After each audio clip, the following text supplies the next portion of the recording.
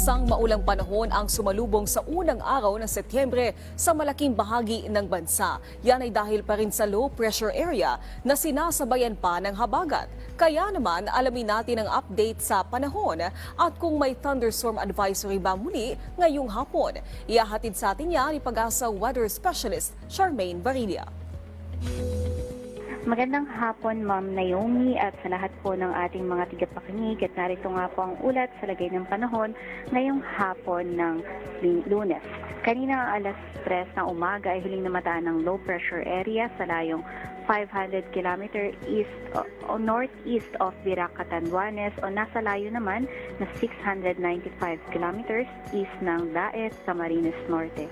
Ang masabing low pressure area ay nananatili pa rin na mababa ang tsansa na maging isang ganap na bagyo at patuloy na kikilos pahilagang kanluran sa mga susunod na araw, ngunit hindi naman natin nakikita na dadaanan ito sa alinmang parte ng kalupaan ng ating bansa.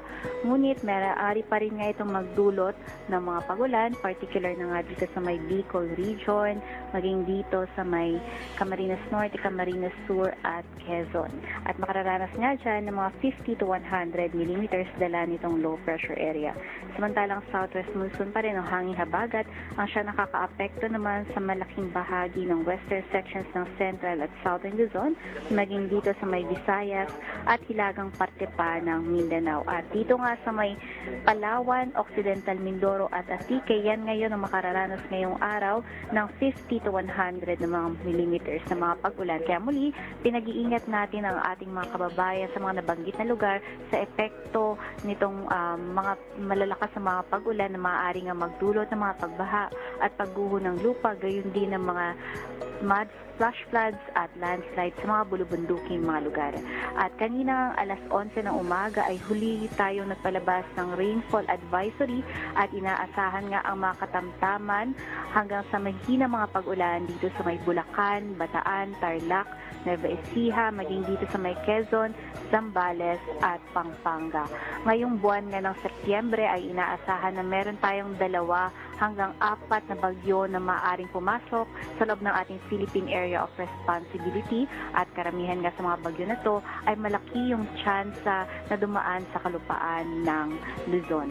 Yung naranasan nga natin ng mga pag-ulan noong nakaraang Sabado na nagpabaha nga sa malaking bahagi ng Quezon City ay epekto ito ng localized thunderstorm. Pag sinabi nating localized thunderstorm, ito nga yung mga pulo-pulo at mga pananaliang pag-ulan, pagkidlat at pagkulog. At dahil nga nakita natin sa ating radar image na merong isang kumpol ng kaulapan at dito nga tumapat sa may Quezon City at yun nga yung nagdala ng mga napakalalakas na mga pag-ulan at nagdulot nga yan ng pagbaha sa malaking parte ng Quezon City at umabot nga yan ng intensity na almost 100 millimeters per hour.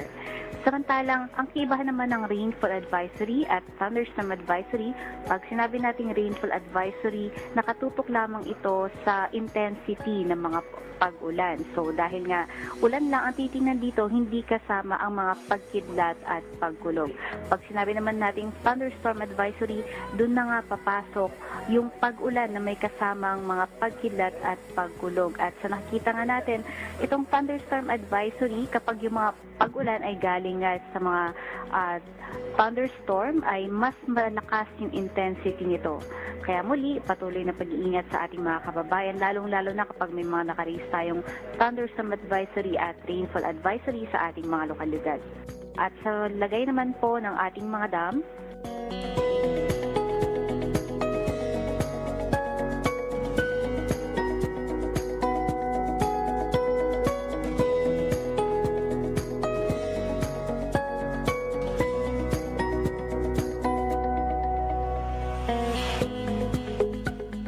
at yan po ang latest mula dito sa Pag-asa Weather Forecasting Center. Charmaine Varilla, nag-uulat.